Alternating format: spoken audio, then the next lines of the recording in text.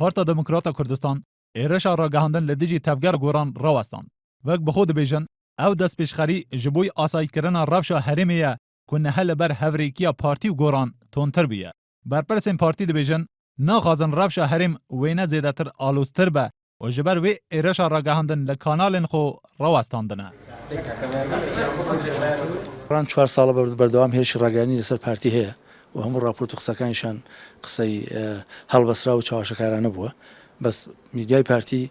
دەڕۆژە بۆ خەڵغان بۆ وەرگریکردن لە خۆی کۆمەڵی ڕاستی خستە ڕوو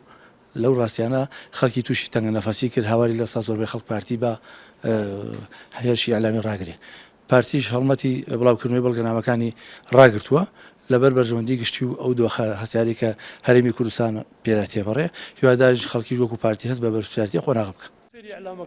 برپرسین پارتی و گوران دبیجن دگل ایرشا راگهاندن نینن بو سر یک و دو لیخین جوان بانگاشه یا هوا راگهاندن هر دو آلیان مزم بویا لسر یک و دو ناوی وی هوای جی زلال کرنا راستیان ددن پیناسه کرن پارتی کو هوا راگهاندن راوستاند گوران به وی تهمت باردکه بردوام هوا راگهاندن برانبری وان هبویا لی گوران ناپجیرینه لراستیا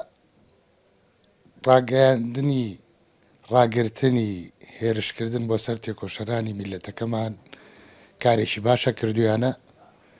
و ئێمەش مڕاعاتی هەلومەرجی هەرێمی کوردستانەکەین و ئەبینە هۆی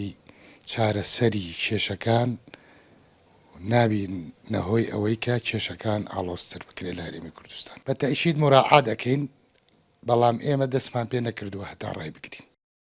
ئەو پێشاتە پاش وێتێت کو هەژمارە کەساتیە سیاسی لسر آستا هرم و عراقی هولا نابنچیتی دانه و دگل پارتا دموکراتا کردستان و تفگر گوران جویا بون. او دو آلی چه هورکاری لسر انجام وان نابندگیریا اشکره ناکن.